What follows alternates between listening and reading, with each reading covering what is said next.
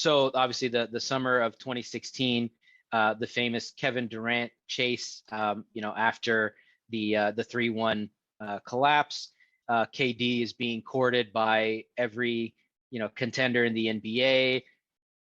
LeBron's calling him. The Celtics send out the red carpet. They have Tom Brady call him. Everyone pulls out all the stops, and then we have the famous meeting, the Hamptons 5 meeting, where the Warriors come out, Curry, Draymond, Iguodala, Clay, and they convince him to ultimately choose the Warriors. But I think what was the really interesting alternative here is he was reportedly really close to choosing Boston instead. And I feel like that in itself, obviously, the Warriors would have still been a power in the West.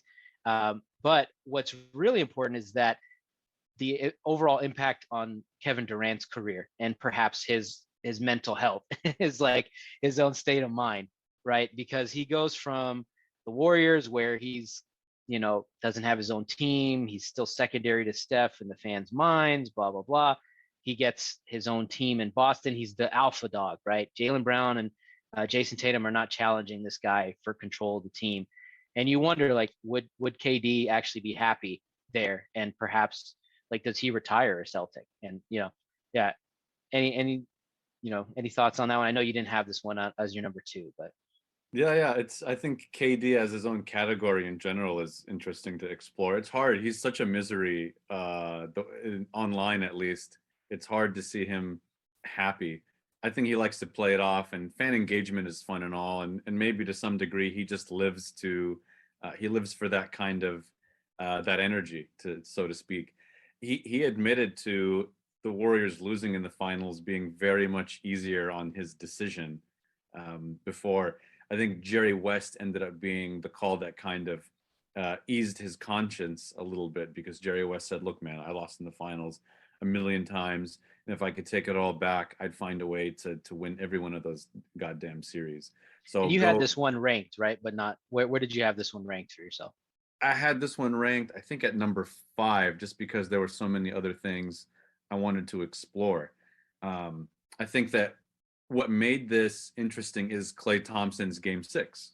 This, I thought we were done. Like, at the time, like, I was pulling my hair out. I was like, my God, this beautiful season is over. I hate Kevin Durant. I was so scared of playing him. I actually wanted to play San Antonio because I was so mortified of Kevin Durant that season. So, Game 6, Klay happens, overcome a 3-1 lead, blow a 3-1 lead, and that's what made it possible. So I think your Boston scenario is more so likely to happen if the Warriors win the finals.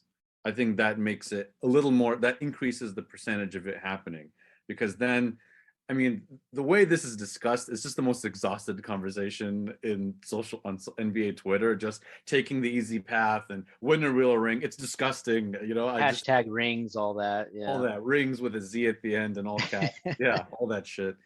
But the Warriors winning is a more interesting caveat, because if they do win, like you said, there's a chance he still shamelessly goes, "I'm still going there. I don't give a damn what anybody thinks."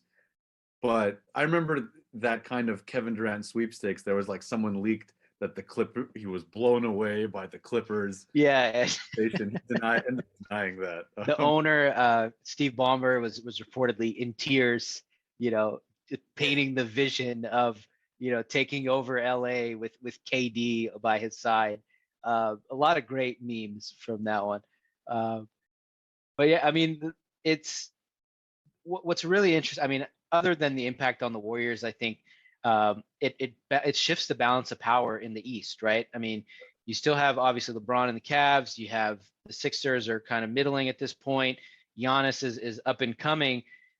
So LeBron, for the most part, has an unimpeded path to the finals every year after that, because there's no one really in the East to challenge him.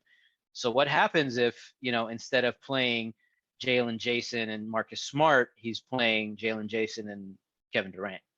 Do we get the Cavs Warriors, the series of the four straight finals? So yeah, he does. It's basically LeBron joins the East again, right? Someone who's his equal kind of default. It's like the Warriors Cavs era was like, there's a baby coming and everyone knows the name of that baby and what gender that baby is and everything. And the name of that baby was Warriors Cavs 1, 2, 3, and 4. Right? It was Everyone they tried to deny it. You had the hipsters talking about Utah this, and just it was there was the sense of inevitability, and people tried to push back against it, and it wasn't happening. It would have been beautiful schematically. He'd spoken of what Brad Stevens' schemes defensively were like against him. It was quite the compliment to what Brad Stevens did when defensively scheming against Kevin Durant.